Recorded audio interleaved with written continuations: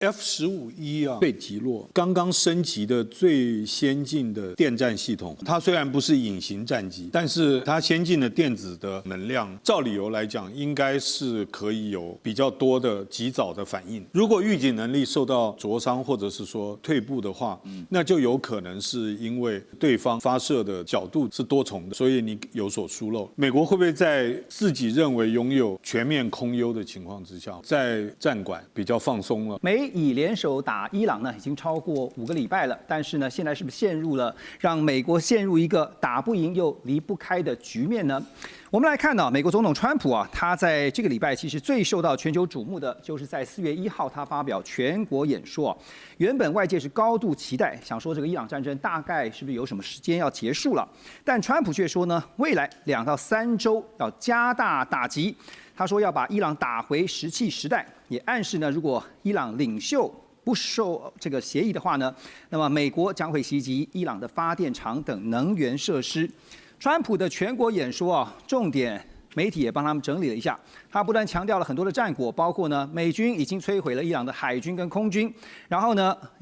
重創了伊朗的彈道飛彈核計劃，未來2到3週內將會加大攻勢。可是呢，什麼時候要結束？只是說任務接近完成，沒有明確的說這個戰爭什麼時候會 ending 啊。那另外呢，升級的風險呢，也說如果伊朗不接受談判條件，可能會攻擊，就剛剛講說能源或者是石油設施。好，另外荷魯茲海峽的部分也沒有特別的說明說會在什麼樣的一個確保安全的情況之下退出。種種的這樣的言論呢，本來一開始在演說前呢，大家是高度期待，但是看完了演說，覺得好像說了就是說了。好，那麼伊朗当然也沒在怕，就是川普提出了這樣的一個說法以後呢，他們也最新宣布啊，擊落了一架美軍的戰機，目前已經知道是 F-15E。我们等一下要來特別討論一下。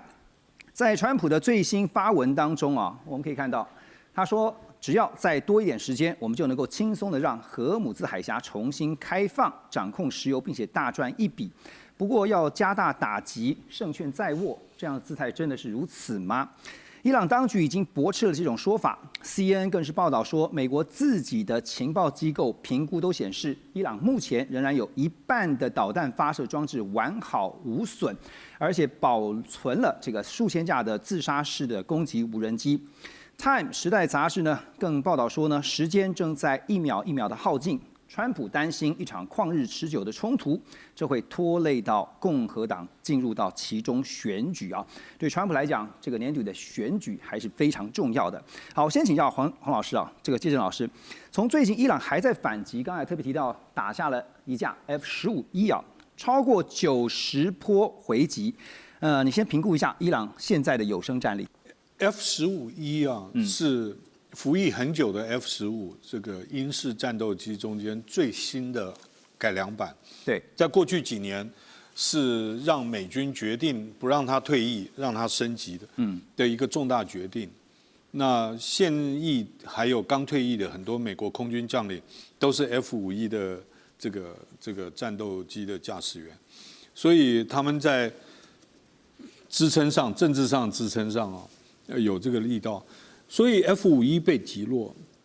對我們來講的話，就是剛剛升級的最先進的電戰系統，或者是反 F-15E 對 F-15E 反輻射或反電偵的這個系統，為什麼會如此啊？它雖然不是隱形戰機，但是以它先進的電子的這種能量，照理由來講，應該是可以有比較多的及早的反應。對，如果預警能力受到灼傷或者是說退步的話，那就有可能是因為2種因素，一個就是對方的發射的地方或偵測的角度地方是多重的啊，所以你有所疏漏。另外一個疏漏就是因為川普總統也講，摧毀了伊朗的海軍。而且幾乎掌握所有空中力量。對，換句話說，美國會不會在自己認為擁有全面空優的情況之下，或者是全面制空啊，所謂 command of the air 的情況之下，在戰機的派遣或飛行的高度上面，戰管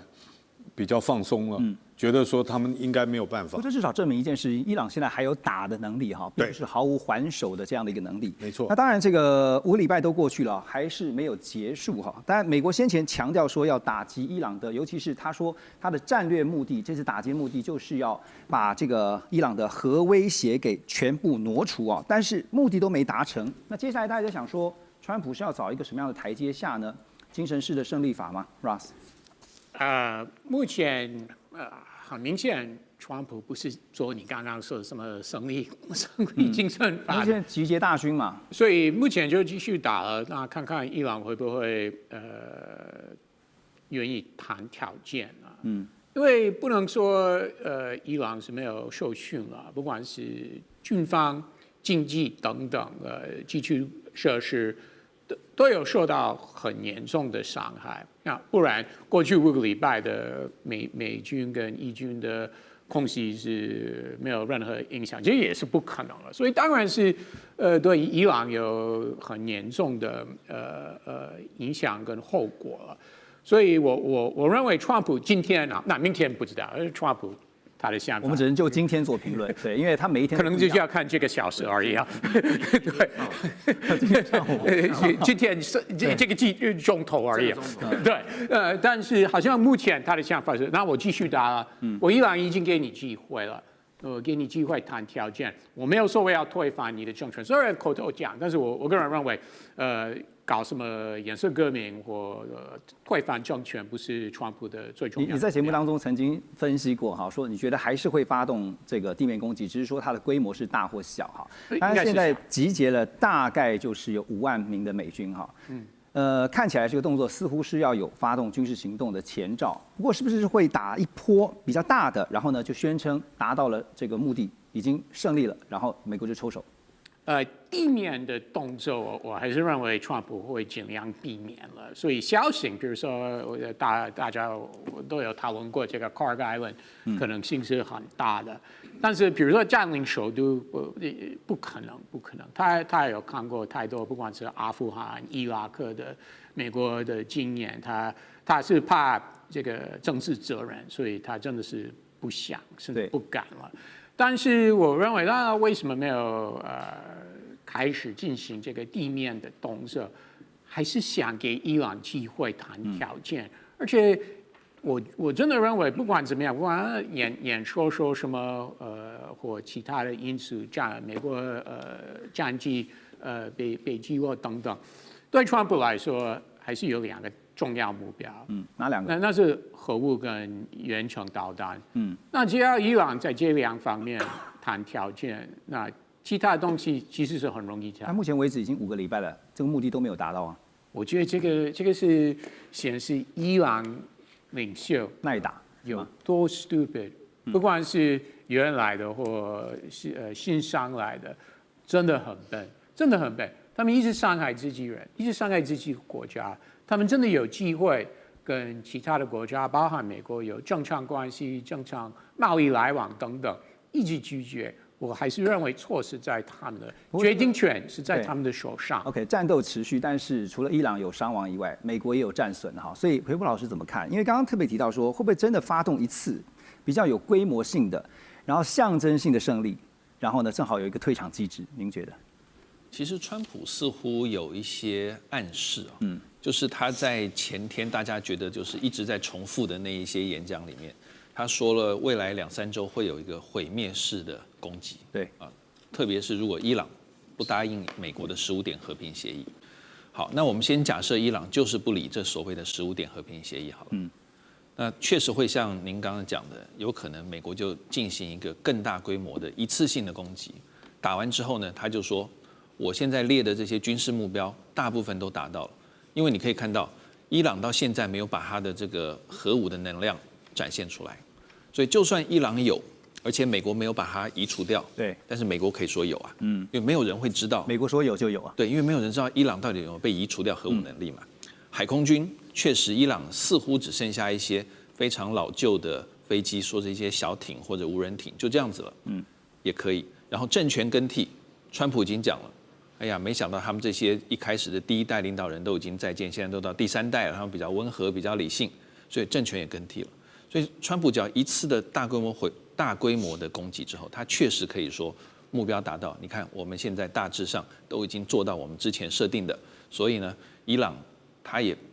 沒有什麼反應的話，他也不回應的話，那我們就達成目標了，就伊朗就無條件投降了啦。我說你无條件投降了啦，你就投降吧。然後美軍就可以撤走。所以這個劇本確實是有的。因為如果川普什麼都沒有做，然後兵力擺在這邊，最後走了，說好了，我們就不打了，我已經贏了，贏麻了。那這樣子的話，似乎會讓人家覺得怪怪的。所以或許最後還是有一波大規模的攻擊。是，這不是精神式勝利法嗎 ？OK， 好。但我要問的是說，因為美軍向來引以為傲就是空襲行動，大規模的空襲啊，但是是不是這次也這麼的奏效？因為 CNN 進一步的揭露說呢，伊朗的導彈發射裝置啊，之所以沒有受到完全的重創呢，主要的原因是因為他們具備可以轉入地下隱蔽的能力，還有呢，就是伊朗利用平台這個移動平台實施打了就跑的戰術，所以讓美國跟以色列啊要追蹤這些發射裝置非常的困難。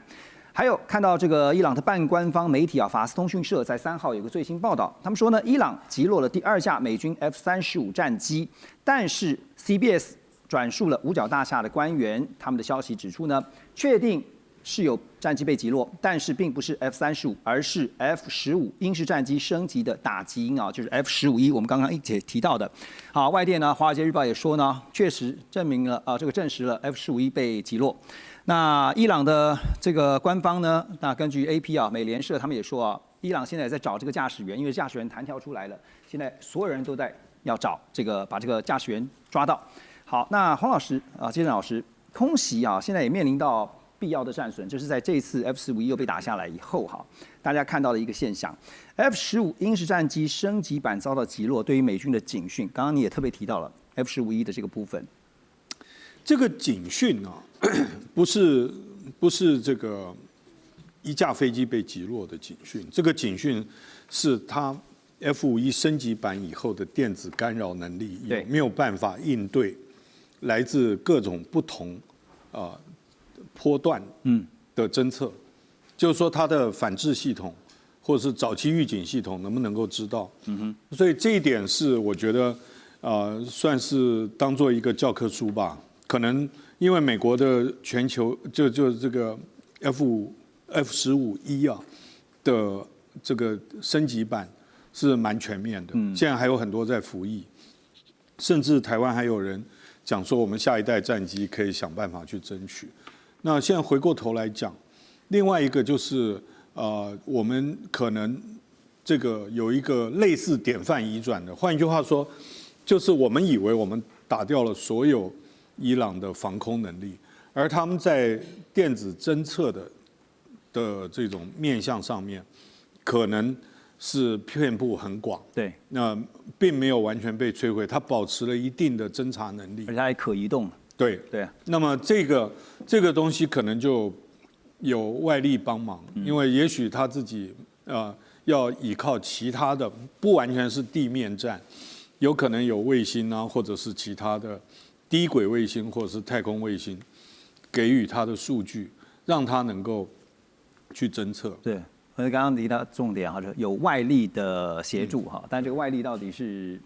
哪一個國家呢？啊，當然现在除了這個戰爭持續進行哈，因為川普特別強調說未來2到3週要強打猛攻哈，但國際上還是有一股勸和的力量。我們要看的就是中國大陸哈，因為中國大陸外長王毅2號他跟沙烏地阿拉伯的外交大臣費瑟通了電話。王毅表示呢，伊朗戰事延宕，衝擊到海灣國家的安全穩定，中方相當關切。而荷姆茲海峽的通行問題呢，也是這場戰事的外溢表現。他說，只要戰事不停，海峽難安。同一天，王毅也跟德國外長瓦德福通電話，他表示，中德2國作為負責任的大國，應該盡快的推動平息戰火，恢復地區的和平穩定。那麼，《經濟學人》呢，深入訪談了中國大陸的外交核心圈，就拼湊出了北京最近針對伊朗局勢的潛台詞。這個潛台詞是什麼呢？當你的敵人正在犯錯時，千萬不要打斷他。所以現在犯錯的是華盛頓啊，但對北京來說是一個難得的機遇嗎？又從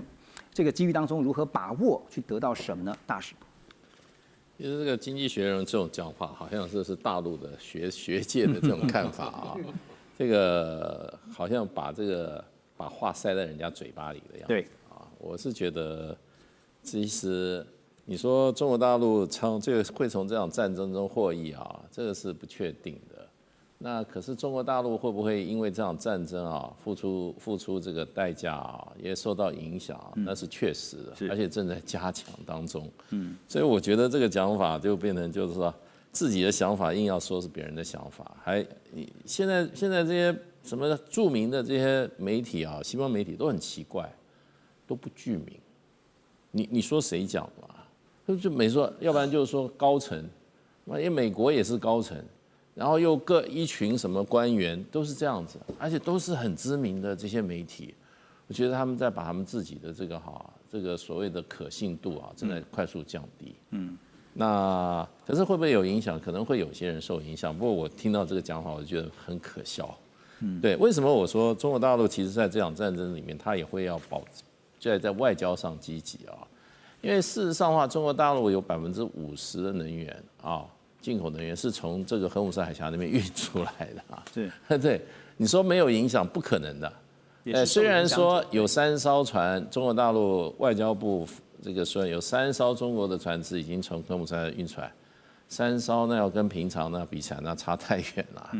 而且這場戰爭事實上的話，它現在不是朝着就是荷姆斯海峽的問題發展，它是直奔這個整個海灣地區，包括伊朗它的油田，它的煉油設施發展啊，那個東西現在是這個還沒有進去正式開打，真的再往下一輪的話，如果無限度升高的話，伊朗的這個油田還有煉油設施會被受到攻擊，那相反的，伊朗一定去打這個反擊這些海灣地區，所以這件事情對中國大陸來講，這個可能要付出代價是越來越高。那除了中國大陸之外，德國也一樣啊，對不對？那還有更不要說，還有這些歐洲的很多大國啊，還有呢，更不要講日本、韓國，大家都是在一艘船上。那當然，以論影響力來講，中國大陸是聯合國安理會的常任理事國，然後呢，跟這些國家基本上都沒有衝突跟糾紛，這是中國大陸現在外交上，所以它的空間比較大的原因。中國大陸一向是用這些外交的手腕、交涉的方式來解決國與國之間無法避免的這種矛盾的，所以都沒有像美國一樣，就是說最後都兵戎相見。所以這個過程中，中國大陸，你看這個德國，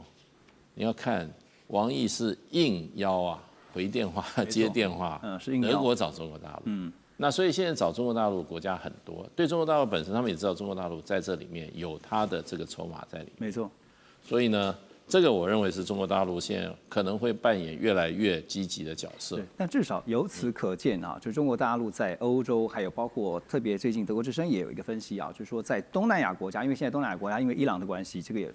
虛有恐急啊，但趕快的出面能夠有辦法來做調停的話，勸和，趕快的談，讓這個事情趕快落幕的話，對於中國大陸在東南亞的影響力呢的增加也是有所注意。軍事行動呢已經第3週了，那馬上新的一週呢就要進到第4週，打了就要快1個月了。現在到底進度是如何呢？現在這場戰爭的關鍵點是在荷姆茲海峽，究竟這個荷姆茲海峽的控制權會落在伊朗還是在美國的手上？那麼在川普呢對於各國護航態度表現得非常的消極啊，表達很不滿之後呢，我們看到過去1週啊，那包括了日本跟歐洲國家，都發布了這個共同聲明啊，他們說已經準備好為確保海峽安全通行做出適當的貢獻，但是這個適當貢獻是什麼樣的具體行動，沒有進一步的詳細內容。3月18號到21號。我們看到了日本首相高市早苗完成了他就任以來的首度訪美，並且跟川普舉行會談。而美日領袖峰會全球關注，當然這因為不只是跟美日相關還跟目前的中東局勢發展也大有關聯。那那麼川普跟高市在見面的時候也發生了一段小插曲，也被國際新聞大做文章。那因為呢，川普拿珍珠港事件回答媒體詢問說，這次奇襲伊朗為什麼沒有告知盟友？結果呢，川普就說，當年日本偷襲珍珠港，不也沒先告知嗎？好，搞得這個在現場的高市早苗很尷尬。那全球媒體呢，也就以此作為標題大做文章。但是除了這個插曲之外，我們要帶您來看的就是真正的關鍵是在於川普當面向高市點出了一個問題，就是呢，他說從日本來看，就日本的角度來看呢，有超過90%的石油都得通過荷姆茲海峽來運輸，這也是為什麼日本應該挺身而出的重要原因。所以我們就看到了，剛才也提到了，那包括了日本、英法德、意大利、荷蘭等6國。發表了聯合聲明，說已經準備好為確保海峽安全通行做出適當貢獻。可其中這很弔詭的是，這個具體貢獻到底是什麼？因為大家現在關心的是6國會不會參加美國所謂的護航行列的。聶老師，那個6個國家就是我們 G7 少掉加拿大嘛，大家都知道美日英德法，意大利加拿大不見了，荷蘭當然荷蘭也非常依靠美國了。我想這個非常有趣，大家都知道荷姆斯海峽短短的33公里卡在那邊，你剛剛提到的問題，到底誰會是控制權？非常清楚，當然還是伊朗。沒錯。但不管怎麼說，你美國軍事再強，各位也要知道，川普一開始都覺得1天4天就可以打倒人家，就可以把人家震威了。結果到現在發生了什麼事？很清楚。幾乎美國霸權上中都會被敲響了，這是一個非常大的危機，也就是這個戰爭打得非常有趣。好，我們再來講一下，因為大家都知道，全世界不管天然氣、原油，都從這個荷姆斯海峽這樣子船運出，不管你講說它幾分之幾，或者哪一個國家，像日本90%是又靠這個地方來，或者全球的最少1/5都從這裡通道。所以它封掉這個，就會對全球整個地球上的經濟命脈產生一個勒喉戰。這時候當然點這個國際超商把它燒火的這個國家，他理應自己負責。大家都知道，就是 United States。不過重點來了，這個霸主很厲害啊，他說我自己有超商，我燒掉它，但是我不靠他，你們去救，你們去救。他開始不止打代理人戰，所有的盟友都要拖下水。可他還是有霸權，他真的叫一一點名，你們去幫忙，去幫忙。連他最大的敵對的中國都說你也要幫忙，因為你也靠他。他把人家燒了，自己不去救，叫別人去救。中國大陸現在看到是不為所動。對，但是當然不為所動，因為很清楚，伊朗其實對中國絕對不會不友好。沒錯，沒錯，非常清楚。每一天138艘，人家的計算進出裡面最少還是有5%左右，每一天有5到7艘裡面會通過。各位去分析過了，短短的20天，請問通過哪些船？全部掛着伊朗國旗，或者跟伊朗有關的，比如在德黑蘭運售石油被美國制裁的，這是我們就要反制裁的，這些我會讓你通行。這是占一半，另外的2種就是掛着中國國旗的，或者印度有它特殊目的需求的。伊朗會有眼睛的。我先講一下，伊朗這個國家也是一個文化底蘊非常深的，不像美國只有200多年了，1776年建立到現在，從居魯士大帝建立波斯帝國到現在，不管阿米利亞或波斯這個所有的什葉派，請問他們是靠什麼生活？靠他的強大的民族精神以及神權精神。這個主義結合被你一打，連那種反原要靠西方、喜歡西方制度的人都開始集中的。你把我的真主打倒了，你沙哈米尼不重要，他那個會化身到其他去中心化，所有的都變成領導人，誰來支援都可以，就是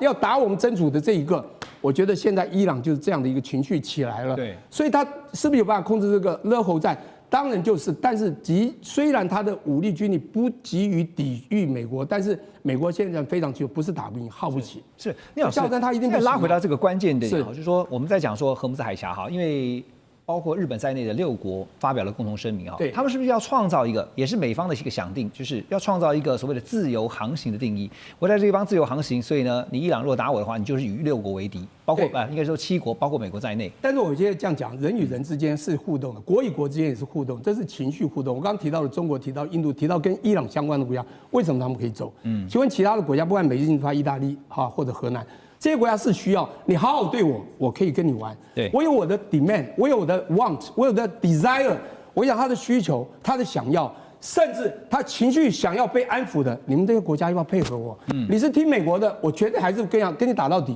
但是如果你稍微的告訴我們說，你們是想跟我們友好，你並不是把我們當作恐怖分子是要攻擊我們，而是只是想要在經濟命脈維活。我們可以讓你自由通行，但是重點是這個老美，你打了我，最少老美你要稍微退步一下。這就是我剛剛講美國的這個霸權上中，因此他必須稍微的軟弱一下。如果川普還是那麼大氣，用交易的藝術，動不動威嚇、用霸權，甚至下面用一些騙術的話，伊朗我覺得他也就不會平息，因此他一樣跟你應戰。因此我覺得是沙盤推演要看這些國家想要走這個自由通行的自由航道，他們有沒有辦法能夠滿足伊朗的需求，這是最重要的。6國發表這個共同聯合聲明啊，說會在做出適當貢獻啊，但是具體內容是什麼，並沒有講清楚哈，有一點感覺好像是在回應這個川普好像打太極拳一樣。當然，這個川普呢最新的社群發文也強調了，就是說這個跟美國沒有關係了。現在又講了現在又改了，就是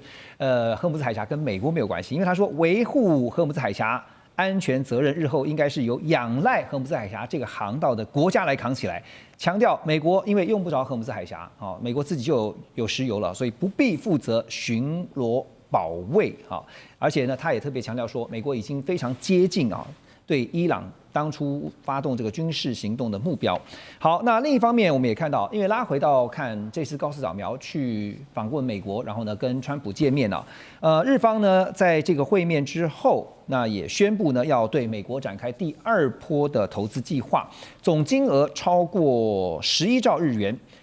那未來的這個投資計劃是要投資在美國呢要新建次世代核能發電廠，也就是俗稱的 SMR 小型模組化反應爐，還有燃氣發電廠，還有呢這項投資計劃呢是被寫進到這次的共同聲明當中的。具體來說啊，這新一波的投資計劃是包括了一項高達400億美元的投資項目。那計劃呢，在美國田納西州、阿拉巴馬州新建小型模組化核子反應爐，就是 SMR。還有在賓州、德州投資總共330億美元來建設天然氣的發電設施。哈，好，那所以說這個我們講到說這次的美日高峰會啊，我們先從經濟層面來看哈。先前因為關稅的關係，在去年美國跟日本達成了貿易協議。日本呢承諾說對美國投資5500億美元，但現在呢又進行說要第2波的投資。江老師怎麼看呢？特別是在核能發電上的新項目，對於美日各自來說，您覺得產業的意義跟戰略的意義各自是什麼 ？OK， 其實我們這個題目可以分成幾個地方，幾個部分把它拆解哈。就是為什麼要在這個時候去宣布這一個事情？那其實就從伊朗。美國去攻打了伊朗之後，發覺說，其實，在能源韌性上、經濟安保問題上，其實跟我們過去以往所有很多的經驗，其實都已經，不能用以前的方式去推論了。哦，那我們再回到說，為什麼在這個時候去宣布，要去投資？很大一部分，其實，各位可能再回到前一陣子，在高市早苗。選舉的時候很難得的，川普竟然去幫他做助選。對，那反過來的，是不是差不多高市早苗也應該是要投桃報李？我們這樣講可能有點邪惡啦。那你去看他設的那些州，應該是有4個，是有田納西、阿拉巴馬要去設 SMR， 那在賓州、德州也要去投天然氣的發電基礎設施。那有投錢就一定會帶動就業機會。那這樣是不是就會去讓整個選情在美國的選情會好一點點？就等於幫助川普助選之類的。那再來的話，其實就變成說從可能是一開始就變成說可能是虛無縹緲的一種方式去做合作。那變成我投資進去之後，我人就跑不掉，就變成說我可以更你中有我，我中有你的這樣子。那再來就是剛提到的 SMR。那 SMR 的話，在日本其實應該很多公司有在做，但是因為日本有經歷過福島核災，那所以在日本在推動的時候會多少會遇到一些難處。那其實也可以借由在美國投資的這個時候來去做練兵。那練完兵的話呢，它最近因為其實 AI 的用電需求也變得比較多，OK， 那所以呢，我可以邊解決技術上的問題，那邊解決 AI 未來可能用電的問題。那其實我覺得它是慢慢去解決目前的問題。那再來，其實大家可能忽略的就是說，這一次其實有簽一些文件在關鍵礦物的部分。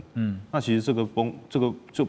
慢慢從能源問題變成關鍵礦物問題，那其實也會影響到電動車，影響到半導體，那甚至一些其他的未來可能美國或日本的戰略布局。OK， 高市早苗這次到美國去啊，當然也有人就在分析。就看到說這次的 timing 似乎抓的不是很好，誰也沒想到會發生這個伊朗這樣的一個戰爭哈。可是呢，你可以感覺到他是有備而去的，因為剛剛特別提到說他還帶了這個投資，就是第二波要投資美國這樣一個計劃。當然，是不是也是因為他在去之前也想到了川普有可能會在我們剛剛講的那個護航上面呢，給日本一些壓力哈。好，那根據這個《衛報》呢引述了隨行記者報道說，高市早苗呢。他在會後被問到說，川普是不是有私下要求他派遣海上自衛隊艦艇協助重新來幫忙開放這個荷姆斯海峽？高市就表示說呢，他有向川普說明，日本向海外部署自衛隊的能力，目前仍然受到二戰以後啊由美國為日本制定的憲法，和平憲法所限制。另一方面呢，日本現行的法律啊，確實是可以，就是允許可以派遣海上自衛隊艦艇來執行執法性質的任務。比如說，在2009年呢，當時就曾經參與了索馬利亞外海這個反海盜的行動，不過那是執法，但並不是參與軍事行動啊。那現在還是禁止首相命令相關艦艇投入作戰。所以關鍵點就在於說，任務是以執法為主，而不是參與軍事對抗啊。那高市早苗呢，當然免不了還是要譴責一下伊朗攻擊周邊國家以及封鎖荷姆斯海峽的行為，也呼籲呢伊朗立刻停止相關的行為。他也透露說呢，日本方面已經透過外交管道跟伊朗溝通，希望能夠降低衝突風險。好，問題來了哈，就是日本如果真的是派出他們的自衛隊的軍艦去護航，不管現在是不是真的會這麼做。名義上就算是海上執法，可是有一個狀況是，如果在執法的過程當中，日本的軍艦被攻擊，那是不是要還擊？如果要還擊的話，這不算是軍事行為嗎？那這個會跟我們剛剛提到的日本在戰後所受到的這和平憲法的這個限制相違背嗎？溫達老師你怎麼看？其實這是川普呢，他是希望這個日本呢也能夠在這個波斯灣能盡點責任嘛。那我覺得，而且他認為日本要負很多的責任。對，那當然啦，其實現在隨着這個整個區域安全的一個急勢升高啊哈，那川普是希望美國日本盡多大的責任，因為不是只是消極的這個所謂和平主義者，你是要積極是要去出錢出力啊，來辦這個事哦。那當然，川普他要的現在是你講的，就是希望你日本的責任要加重，他也這個憲法的考慮，他只是其次，所以也重視，因為從戰後1945年到現在啊，這81年來哦，那基本上這個日本一直是以美國的意志為一致啊，因為就你講那個1947年5月3號行憲的是美國幫他制定的。用1個禮拜把這個憲法制定了。那因此呢，我想這個現在川普的核心的關切是盟友要不要出力，日本要不要出力這個部分。那其他部分你高市早苗來處理。那現在高市早苗他也講過，他這個基於憲法第9條的限制，不能海外去這個所謂的作戰嘛，講作戰。那但實際上他們這個部分安倍晉三在任的時候，他2015年的已經制定了他們叫新日本安保法，它裡面有3個事態，一個是中影響事態，另外一個是存立危機事態，就是高市早苗在去年10月講的，這個集體自衛權。那集體自衛權要做什麼呢？美國如果說他有出兵，他必須要做情報跟後勤的支援，這個部分。其實他可以再來做一個操作，所以呢，他現在可以做的部分，大概是一個後勤資源、補給運輸，還有掃雷跟護航。那甚至也可以派所謂的他們的海上警察去，海上警察去可以處理這個，因為屬於灰色地帶的一個處理嘛，哈。那所以我想說，日本還是有可能會出動這個軍艦的情境，還是有的。可是第一個會面臨到很大的風險。不會，為什麼？一旦荷姆斯海峽備受管制，就影響到它的生命安全支線嘛。它可以弄東西，為了要去，它已經直接威脅到日本的經濟命脈了。它可以去這個部分。然後第二個呢，川普明確的告訴高市早苗，你就是要納入我們同盟的行動架構，美日同盟嘛。然後第3個呢是取得國際的授權，比如聯合國，大家一致決定說要這樣處理。第4個，他會用航行的安全跟所謂的執法任務來配合。那因此呢，我想現在日本短期內呢來講，可能會採取有限的介入跟這個法律的包裝。它是有限的介入，但是它要透過所謂的这个日本的新安保法来做包装，它不会直接用宪法。那当然这次也很大的一个底气，可能給高市早苗他要修憲，又做一個很大的底氣，因為畢竟他這是跟川普見面了，已經有別於這個去年10月27號的見面。那時候呢，他這個國會是弱勢，他現在整個國會是強勢了，有2/3強，所以他要對修憲有利用這個部分借力使力，來得到利用這個事件。您的意思是說，他有可能就順勢配合修憲，對不對？不是修憲，他會去爭取川普同意他修憲。OK， 會爭取他，因為他這次去已經預留伏筆了嘛，說這個你也知道我們現在的狀況，我們這邊派兵是有困難的。他利用這個先跟他講完之後，結果他們兩個去講完了之後，我覺得很多事情，就像11月7號高市早苗台灣有事未啟動集體自衛權，他已經在10月28號已經跟川普報備過了。如果川普沒有同意，他就沒有這個底氣來做這個事。此外，他現在又夾着國內的這所謂國會的一個多數，他更有底氣來希望川普來協助，讓利用這個波斯灣這件事情來讓他有修憲的底氣。了解，但是現在就是有一個狀況，在這種不得不的情況之下，派遣了日本自衛隊的艦艇啊去參與這個護航的隊伍當中。那日本方面也必須要去考量，甚至是呢要去想的一件事情，有可能讓日本自衛隊的艦艇暴露在被攻擊的風險之下。中東地區的局勢到底會如何？這個伊朗會不會被美國給打了？那美國總統川普對於要不要對伊朗動手啊，這2天也看到他親自的介入啊，暫時叫停了原定對伊朗的軍事打擊計劃。那伊朗方面呢，也在關閉領空之後呢，又重新的開放他們的領空。川普表示，因為呢，他收到了情報顯示，看到伊朗的局勢有降溫，美國動武的理由正在減弱，而且他指出，德黑蘭方面正在尋求和華盛頓談判。美國對伊朗出手啊，其實也不是第一次了，因為呢，在去年2025年的6月，美軍發動了午夜鐵錘行動，當時出動了125架軍機，那其中包括了有7架 B-2 隱形轟炸機，那麼轟炸了3個核設施。再往前推看一件事件，就是2024年的9月。以色列的情報組織摩薩德，他們曾經滲透供應鏈，在黎巴嫩真主黨成員的呼叫器啊，這個 BB 扣裡面植入了爆裂物，使得呢這個呼叫器同時爆炸，當時就導致至少42人死亡，3500人受傷。所以看得出來，美國跟以色列他們是有分工合作。可是現在從原本的美國、以色列揚言要共同打擊，到現在局勢突然緩和冷卻了下來啊，這個背後的戰略考量到底是出現了什麼樣的轉變？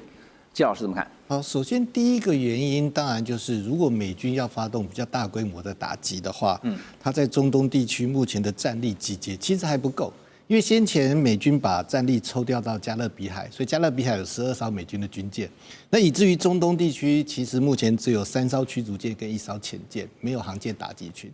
所以，那在沒有航艦打擊區的狀況之下，其實它在發動軍事行動的時候，很多的彈性會受到影響。所以現在一個新的發展，當然就是大概1月14號左右傳出，美國下令那個在南海的林肯號航艦打擊群開始開往中東。那整個航程大概要1個禮拜，所以大概會在1月20號跟1月21號左右就位。但是呢，我覺得更重要的是，美國跟區域的其他國家，特別是土耳其、沙烏地阿拉伯，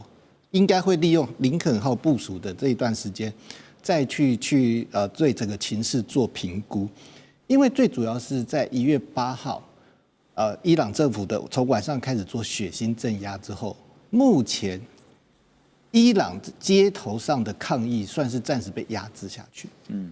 那這個就讓美國還有區域其他國家對於局勢，包括以色列，都要重新評估。因為原本對於美國或以色列來講，最好的狀況是什麼？就是因為民眾的抗議，導致伊朗的統治結構裡面出現所謂的窩裡反。那原本他們可能最期望的就是，因為伊朗現在是神權共和國，是那掌握大權的就是宗教領袖，還有他的相關的體系。那些比較政府的機關，其實都算是執行者，然後加上正規軍。我覺得，美國跟以色列原本認為最佳的劇本是，因為民眾的抗議，所以軍方正規軍加上在行政單位的一些官員，決定聯手挑戰推翻這個神權領袖。因為這樣一個好處就是，在推翻之後，因為軍方的力量還在，所以呢，推翻神權統治之後的伊朗政府還有能力控制相關的局勢。对，因為還有軍事力量。對，還有軍事力量，還有一些安全的力量。那在這種狀況之下，他也就比較能夠跟美國進行相關的談判跟合作。對，這是最好的狀況。所以老師，您提到說，特別現在就神学士政权掌權的伊朗當局、領袖當局領導當局來講，他要怎麼樣去防範您剛剛提到的窩裡反啊？因為避免裡應外合。委內瑞拉的例子看到了哈，如果是裡面如果有內奸的話，很容易就被推翻。我覺得現在狀況就是1月8號，伊朗政府開始血腥鎮壓，那個鎮壓的規模感覺上是連軍方都參加。所以就讓所謂的窩裡反的狀況基本上沒有發生，就代表正規軍還是決定跟這個神權統治、神權領袖站在一起。是。那如果在這種狀況之下，其實對美國來講，或者對以色列來講，最壞的狀況反而變成好。如果今天在美國跟以色列對德黑蘭的軍事打擊之下，再加上民眾的抗議，德黑蘭的統治突然崩潰。但這個崩潰之後，因為德黑蘭沒有一個有力的體系可以掌控大局，然後這些神權系統加上革命衛隊，其實在伊朗各地都還有影響力，所以在這種狀況之下，第一個可能變成伊朗內戰。那一旦內戰的話，對於美國跟以色列，特別是土耳其等，他們就會擔心，第一個，尤其是在伊朗周邊接壤的國家，難民，因為他們都看到之前敘利亞的狀況，然後大量的難民出逃。是。所以你現在會發現是說，在跟伊朗附近的卡達、沙烏地阿拉伯跟土耳其都公開表示不希望川普發動軍事行動。他們就是擔心，萬一伊朗中央統治突然崩潰，變成內戰，第一個大量的難民。那我覺得對以色列來講，他會擔心的是，如果伊朗喪失中央統治，他那些核設施會不會外流到不該流的身上？反而現在的狀況，他們華府內部可能有人會認為說，現在的伊朗政府雖然還是個集權統治，但是因為他在外面的很多小弟哈馬斯、真主黨都被剪除了，現在大概就是要也門的青年運動。是，那伊朗在這個狀況之下，其實要再去支持青年運動的力度也降低，所以在這種狀況之下，那這個政權雖然是個集權，但是它最起碼還能夠穩定內部的局勢。所以我們現在看到說，伊朗的危機還沒有完全的解除哈，而且現在全球都在關注這個中東情勢後續的發展，包括了中國大陸在內。中國大陸的外長王毅啊，先前也和伊朗的外長阿拉奇彼此通過電話。那阿拉奇呢表示說，伊朗已經做好了應對外部干涉的準備，期待中方為地区和平穩定發揮更大的作用。王毅則表示呢，希望各方都能保持克制，透過對話來解決分歧。中方也願意為此發揮建設性的作用。中國大陸外交部呢，還特別在官網上發布了新聞稿，指出啊，說伊朗外長呢在電話當中通報了伊朗局勢最新發展，也強調最近呢在內部發生的騷亂是外部勢力所煽動。現在看起來中方非常的關切，可是中方對於中東一觸即發的局勢啊，這個衝突隨時有可能發生，目前所保持的態度是什麼？大使，您覺得？這個就變成這個跟王毅跟這個伊朗的外長在講的電話裡面3個重點，也就是中國大陸對於伊朗情勢哈，的3個反對。他的3個反對呢，第一個反對是反對啊，這個哈，他國啊，就國際間啊，使用武力或威脅使用武力來解決國與國爭端啊。那第二個反對啊，反對啊，任何國家將本國意志強加於他國。第3個反對世界哈，再重新倒回為叢林法則。那這個反對啊，已經是蠻清楚了。你外交上大概這樣子，由外長啊，國務委員兼外長做這樣子的立場，其實是對伊朗在外交上已經是非常高層級的支持了。在這個情勢下。那當然，在經濟上的話，中國對伊朗過去一直是很支持啊。伊朗因為它主要的經濟來源還是原油，那它原油的部分的話，正因為美國單方面的制裁，那就變成它的原油的銷售是有問題的。可是呢，事實上有西方媒體在前一陣子也指出來，那麼伊朗大概每天它這個原油哈，大概每天可以外銷220萬桶。那這是西方媒體做的報道啊，這個要查證。那他認為90%啊，這些外銷元首都是進入中國大陸。那所以基本上今天能夠在國際上還購買大批伊朗原油，在經濟上給予伊朗很大的經濟支持，就是中國大陸。這是長期持續性的。對。那這個不會因為有危機或者沒有危機會有斷絕。所以伊朗對中國大陸經濟已經給了，中國大陸對伊朗經濟已經給了很大的支持。那軍事上的話，這個就說伊朗在很多它軍事的這個科技上，甚至關鍵裝備上這些部分，那各方的報道不一。那因為伊朗在過去幾年它的所謂的這種長程的中程導彈，事實上已經在實戰場上證明是非常非常的先進，而且它也有超高音速導彈。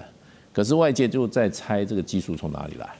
那有人說是俄羅斯，因為俄羅斯跟伊朗只有一海之隔就是里海，直接就可以就可以大批的援助不需要西方任何的，西方沒辦法阻礙，連甚至監視都很難。你要看這個120萬平方公里的這個伊朗的土地中間大部分都是伊朗高原，靠西邊是它的這個主要人口跟經濟活動地區，那邊都是高山峻嶺，對，高加索山好幾個山，德黑蘭就在那邊。然後德黑蘭在整個伊朗的這個國土裡面，在它西北部，離海比較近，所以從戰略的角度地緣政治來講的話，應該說是俄羅斯。那麼如果讓伊朗落入到這個西方的勢力裡面它的整個里海地區都會陷入到很大的怎麼樣威脅，所以反而對俄羅斯的影響會更大些。所以对俄羅斯來講，地緣政治來講，伊朗非常的重要。那對中國大陸來講的話，又從地緣戰略來講的話，還是非常的遙遠。而中國大陸過去在中東地區有更宏觀的戰略，我們記得很清楚讓這個什葉派的伊朗跟遜尼派的沙特在中國大陸北京進行了和解。那這個對於這個伊朗對沙特來講都是很大的幫助。那所以就是說，中國大陸在這一次的這個所謂的跟伊朗跟美國跟以色列正面對抗中裡面其實中國大陸已經給了伊朗很多的這些資源，然後尤其現在在外交上，那軍事上要看未來怎麼發展。那現在你可以看起來，川普已經自己找了2次台階自己下了，那就變成就是說。美國要以軍事的方式進入到伊朗的話，美國能得到什麼？對，可能付出的代價什麼？這是川普自己要去考量。現在就是看說大使剛剛的分析，對於中國大陸來說，其實只要石油供應不受到影響，就是最重要的那說到了石油，其實看到最近的油價的波動因為在石油這邊，你現在看到中東地區的局勢還是詭譎不定。戰爭到底是要打還是不打呢？有個石油相關的有趣現象，就是 OPEC 發布他們的月報，表示說，預期2027年全球石油需求將會增加每日是134萬桶，跟今年預期的每日138萬桶增幅是相當的。報告也指出呢，全球經濟活動預期在2026年跟2027年都會維持強勁的表現。而另一方面呢，艾德金融投資執行董事叫文景輝，他分析說，川普已經